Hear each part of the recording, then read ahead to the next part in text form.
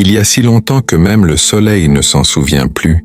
La terre dormait encore dans le ventre du silence. Rien ne bougeait. Pas une montagne, pas une rivière, pas un souffle d'oiseau. Tout n'était que poussière rouge et vent chaud. Mais dans cette poussière, quelque chose attendait. Une promesse. Une graine de vie cachée au cœur du monde. Alors le soleil s'est levé pour la première fois. Et dans un souffle de lumière, il a dit à la terre, « Réveille-toi, toi qui portes le secret de tout. » La terre a tremblé, les rivières ont jailli, les arbres ont levé leurs bras vers le ciel, et les oiseaux ont appris à chanter. Au milieu de cette danse, un être s'est levé fait d'argile et de souffle. L'humain. Cet être n'était ni homme, ni femme, ni fort, ni faible. Il était simplement curieux. Il marchait pieds nus sur la terre chaude, écoutant battre le cœur du monde sous ses pas. Le vent lui parlait, la pluie lui enseignait la patience, et le feu l'invitait à rêver. L'Afrique, sa mère, veillait sur lui. Elle lui montra comment lire les traces dans le sable, écouter les rivières avant de les traverser, parler au ciel sans mots, par le regard, par le souffle, par le silence. Et quand la nuit tombait, il levait les yeux vers les étoiles et comprenait. Là-haut brillaient les yeux des anciens. Ceux qui avaient marché avant lui et veillaient encore. Au fil des jours, d'autres humains vinrent. Ensemble, ils formèrent des cercles autour du feu, et dans ces cercles naquit la parole. Ils racontaient ce qu'ils voyaient dans leurs rêves. La femme de la rivière, le léopard gardien des montagnes, l'oiseau messager du soleil. Ces histoires n'étaient pas écrites sur des pierres. Elles étaient gravées dans la mémoire du cœur. Le feu, compagnon fidèle, devenait leur livre vivant. Un soir, un enfant demanda « D'où venons-nous vraiment ?» Alors le plus vieux du clan dit « Écoute le feu. » Lui seul se souvient. Et le feu parla.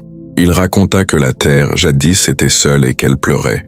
Ses larmes formèrent les rivières, ses soupirs les montagnes. Mais la terre voulait aimer. Alors elle prit un peu de sa chair rouge et y souffla son propre souffle. Ainsi naquit l'humain. Les humains grandirent, apprirent à semer, à chasser, à danser. Chaque clan avait son totem. Le lion pour la force, l'antilope pour la grâce, le serpent pour la sagesse, l'aigle pour la vision. Les femmes connaissaient les plantes et guérissaient les blessures. Les hommes écoutaient les esprits du vent. Et les enfants apprenaient en silence, car la connaissance ne se disait pas, elle se montrait. Dans ce monde ancien, rien n'était séparé. L'humain, la rivière, l'arbre, la pierre, tout respirait le même souffle. Si un arbre tombait, le village priait. Si un lion mourait, on lui parlait comme à un frère. La terre n'était pas un lieu, elle était une mer. Et chaque pas sur son dos était une prière. Les saisons passèrent, les peuples migrèrent. Certains restèrent près du grand fleuve, là où la vie coulait comme une promesse éternelle. Ils apprirent à bâtir, à compter, à élever des temples de pierre et de lumière. Les premiers royaumes naquirent. Kemet, Nubia, Punt, Nok.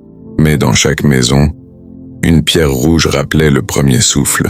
Les rois, les reines, les sages savaient qu'avant le trône, il y avait la terre. Et avant les dieux, il y eut l'humain. Un soir, une vieille femme rassembla les enfants autour du feu. Ses yeux brillaient comme deux lunes.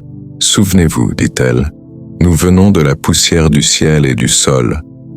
Nos ancêtres sont là-haut, et chaque étoile qui tombe est un salut venu d'eux. » Elle montra le ciel. Là, c'est le chemin du lion, et là-bas, la danse des chasseurs.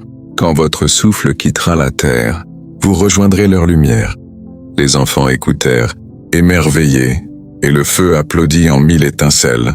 Les siècles passèrent, les peuples changèrent, les royaumes s'élevèrent et s'effondrèrent.